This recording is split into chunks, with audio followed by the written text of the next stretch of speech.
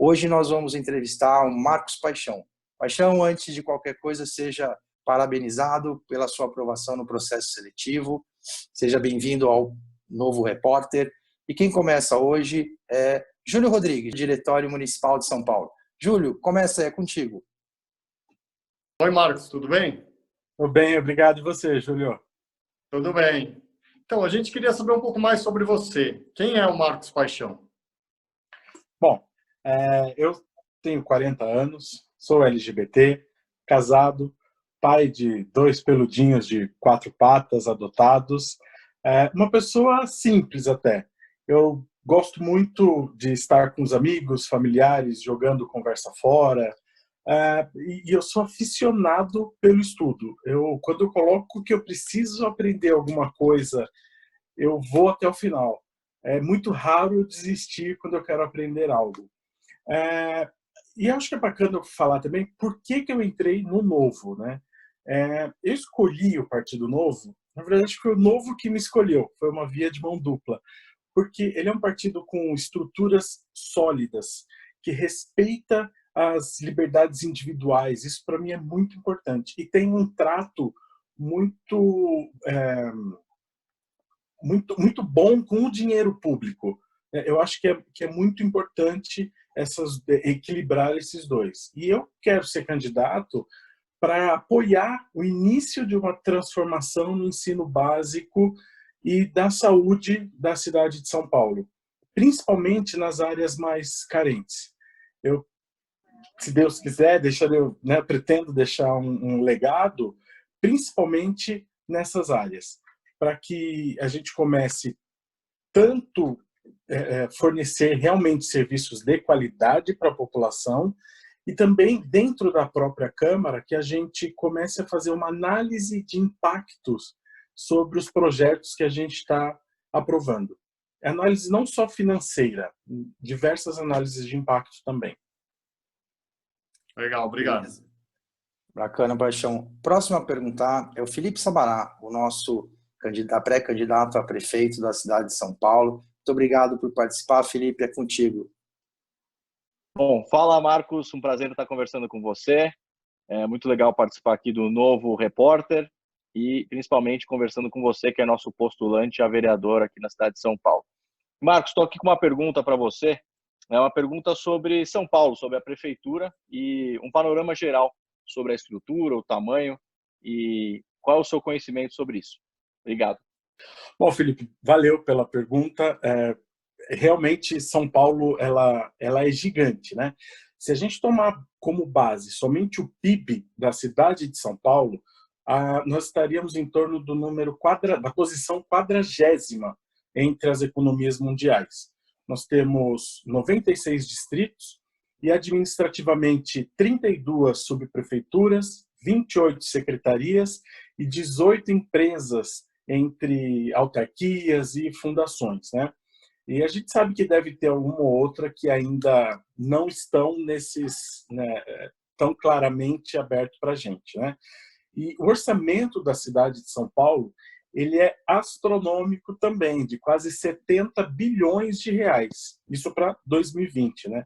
E apesar de todo esse orçamento, é notória a diferença do IDH entre alguns distritos, né? Se a gente pegar o IDH, ele é um indicador que mede qualidade de vida, tá? Se a gente pegar o primeiro distrito dessa lista, que tem o IDH mais próximo da Noruega, ele até passa um pouquinho, e comparar com o último, que é equivalente a Botsuana, na África, tem uma disparidade muito grande. Então a gente precisa trabalhar muito forte para reduzir toda essa desigualdade, né? Então não falta dinheiro, né? Que os 70 bilhões é bastante dinheiro, mas falta gestão. Valeu, muito obrigado, Paixão. Nossa próxima entrevistadora é Isabel Teixeira. Bem-vinda, Isabel. Muito obrigado pela presença. Oi, Paixão, tudo bem? Oi, Bel, bem, e você? Parabéns pela coragem. É disso que a gente precisa, gente decidida a mudar as coisas. Muito obrigado. Paixão, vamos falar da sua bandeira especificamente? Vamos falar um pouco sobre educação. como é que é a estrutura atual, como ela pode melhorar, como ela pode ser mais efetiva. Conta um pouco para a gente sobre esse assunto da educação municipal. Bom, sim, um prazer. Bom, só para a gente ficar todo mundo na mesma página, né? É importante explicar a diferença de atuação entre os entes da federação. Então, os municípios, eles são responsáveis primariamente pelo ensino fundamental e o infantil, inverso, né? Infantil e o fundamental. O governo estadual fica prioritariamente com o ensino médio e o governo federal com o ensino superior. Mas existe uma interação. Isso não significa que um não pode atuar. A Prefeitura de São Paulo, por exemplo, tem 553 escolas de ensino médio. Então, não existe uma proibição nesse sentido.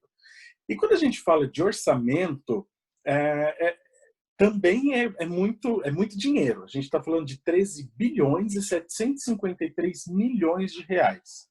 Se a gente fizer um cálculo muito básico de cabeça, nós temos aproximadamente 1 milhão de alunos, o que dá por mês R$ 1.200 por aluno.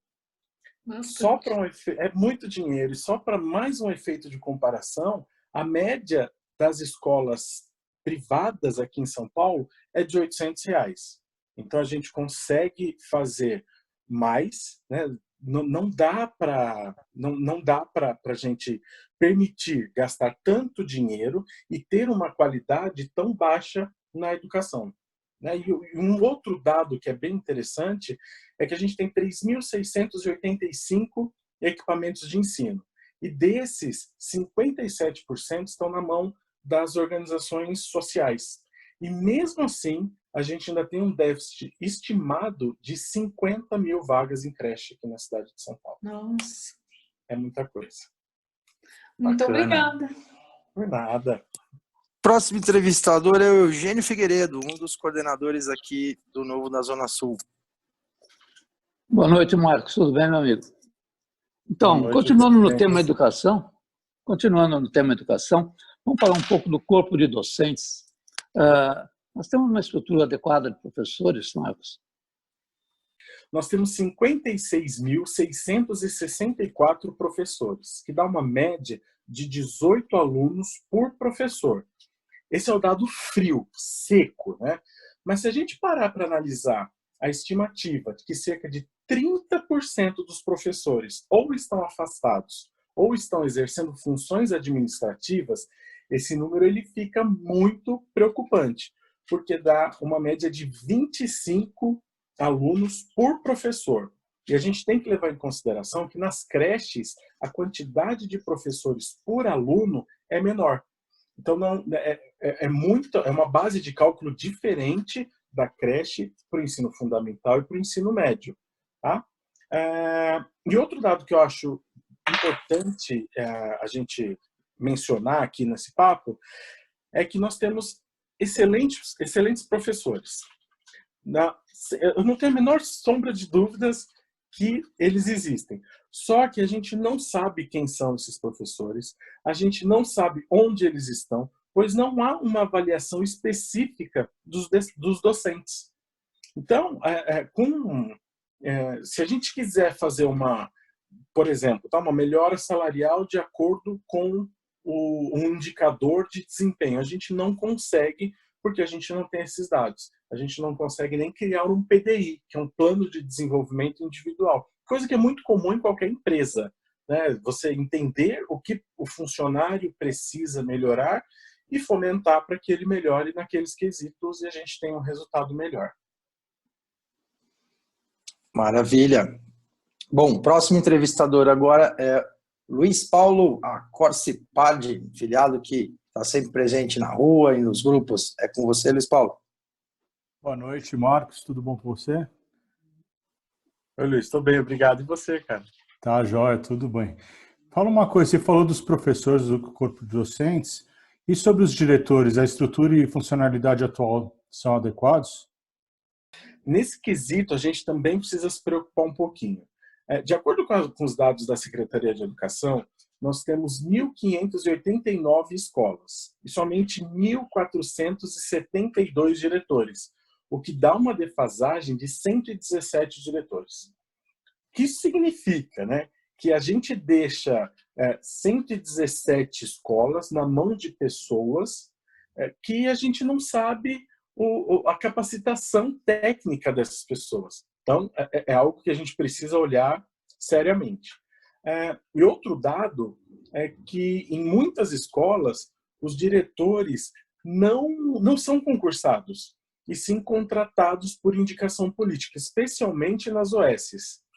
E isso precisa acabar, né? Porque, como eu já falei anteriormente, 57% dos equipamentos de ensino estão na mão das OSs. Então, a gente precisa realmente rever este modelo, tá?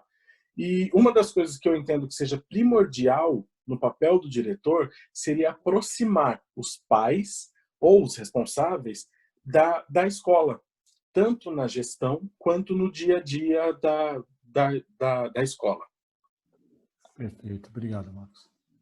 Parabéns. Bom, próximo entrevistador é o Ricardo Marzano, também um filiado bastante ativo. É contigo, Ricardo. Fala, Paixão, tudo bem? E aí, Marzano, bem e você, cara? Joia. Cara, eu queria saber a sua opinião sobre a viabilidade de concessões nas áreas de saúde e educação. Isso é boa, hein? Eu acredito que a gente precisa pensar em melhorar o que a gente já tem. E a melhora, ela pode ser feita através de concessão de equipamento tanto de educação quanto de saúde. Mas ela precisa ser feita de uma maneira muito bem estruturada, muito bem acordada, inclusive com metas que o concessionário deverá atingir, senão fica muito solto. Então, eu acredito que nas empresas privadas é muito comum a adoção de projeto piloto. Então, a gente pode pilotar 1 ou 2 equipamentos por região, 1 ou 2 na educação, 1 ou 2 na saúde, realizar um projeto piloto, fazer análises constantes, entender o que precisa melhorar, né? Melhorar realmente, até a hora que a gente conseguir encontrar um modelo que funcione para a cidade de São Paulo, né? E o que eu acho que é bem bacana também, quando a gente fala de concessão, é que os professores eles não ficarão desempregados, né? Porque a demanda ela se mantém. Então, eu acho que é uma possibilidade. Eu entendo que seja lícito, né, a gente ter instituições privadas obtendo lucro, né, e também que paguemos o valor por aluno, né, e não por serviço fechado.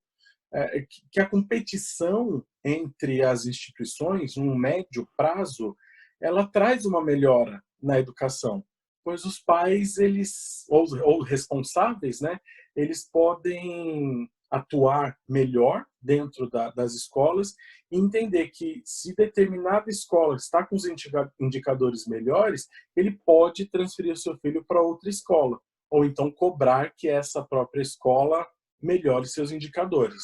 Tá? Só para ter uma ideia de algo bem na prática, aqui em São Paulo tem 2 hospitais na Zona Sul, o Hospital do Embu-Mirim, ele é administrado pelo Hospital Albert Einstein. E os moradores na região preferem ir até lá do que ir no Hospital do Campo Limpo, que é administrado pela prefeitura. Porque a gestão atua muito melhor lá no Embu-Mirim e acaba fornecendo um serviço melhor para a população. Porque essa é a ideia, né? Quando a gente tem um serviço público, a gente quer que... O nosso desejo, né, é que ele seja ofertado com excelência para a população, porque a gente paga muito caro nesses serviços. E eu só preciso deixar claro uma coisinha. Eu não sou contra as OSs, tá? Mas por elas terem caráter filantrópico, ou seja, elas não podem ter lucro, a gente acaba vendo algumas incongruências, como a máfia das creches que aconteceu. Então, eu acho que a atuação delas deveria ser pontual, só enquanto a prefeitura não consegue atuar, não ad eterno, tá? Maravilha, Paixão. Enquanto o Joel prepara agora o vídeo do Daniel José, ele pediu desculpas por não estar aqui ao vivo, logicamente que por questões parlamentares, que eles estão com algumas reuniões lá na Assembleia, então ele mandou um vídeo com a pergunta dele para o Marcos Paixão. Fala pessoal, aqui é o Daniel José, deputado estadual pelo Partido Novo em São Paulo.